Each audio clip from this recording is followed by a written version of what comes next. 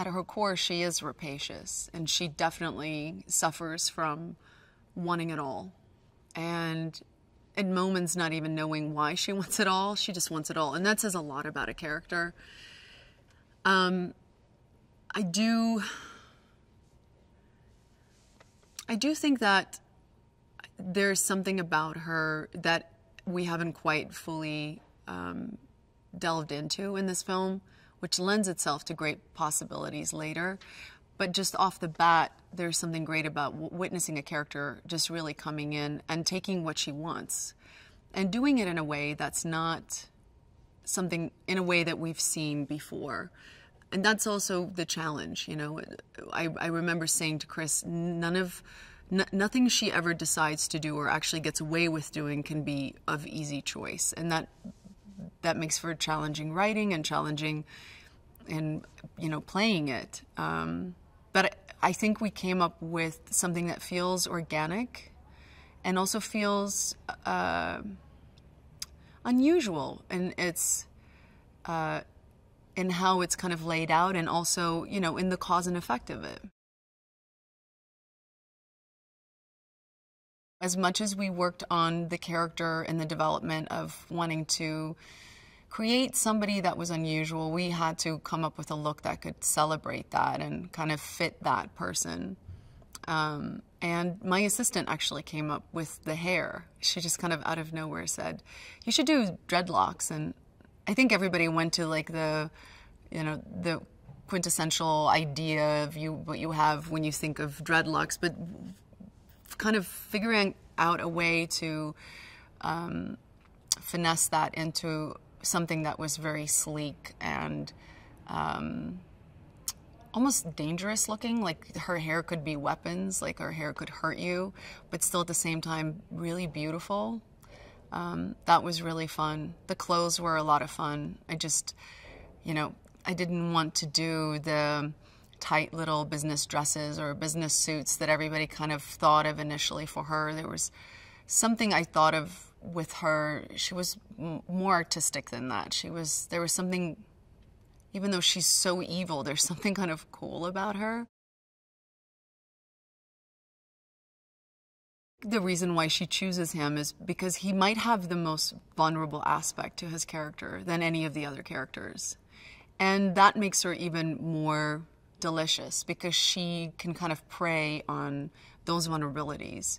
And I don't think any of the other characters would have lent themselves to the possibility of forcing somebody into a corner the way Dom allows her to do that.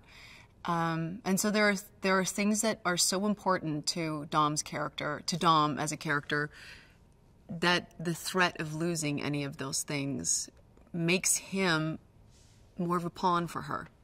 And I think that's why she chooses him. And I think she also likes the challenge of knowing that he is somebody who swore his entire life that he would never break his code. And I think she loves the challenge of taking on somebody like that and actually getting them to break their code. That was so historical.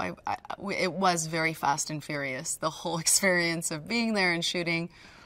But I just kept telling myself, I kept thinking, gosh, you know, this is something in years to come that is going to be so cool that we were one of the first crews to do that, or the first crew to do that. That's so amazing to be part of that.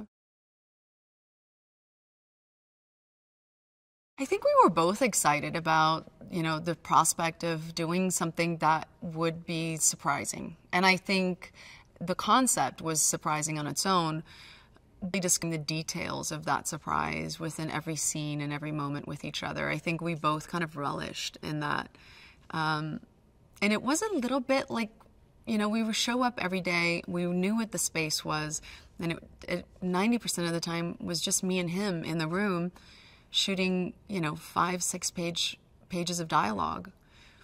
And you can have a lot of fun with another actor when you get to do interesting things like that and get to, you know, really have play on words and meaning, and when you're allowed to kind of push everything outside of its comfort zone. And I think we both had a lot of fun in that. So, did you like Charlize Theron in that video? Are you a fan of the actress? Well, stay with me as I have some interesting facts on the South African beauty.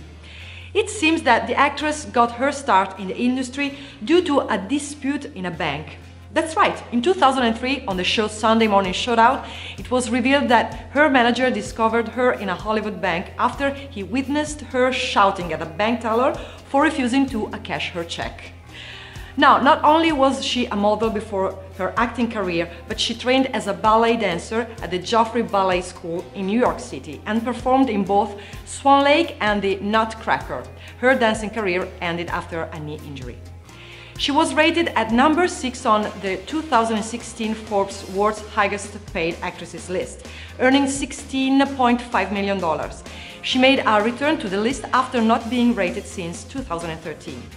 Now, as always, let me know in the comments below your thoughts on the movie, and remember to subscribe and ring the notification bell to always receive the latest trailers the moment they are online.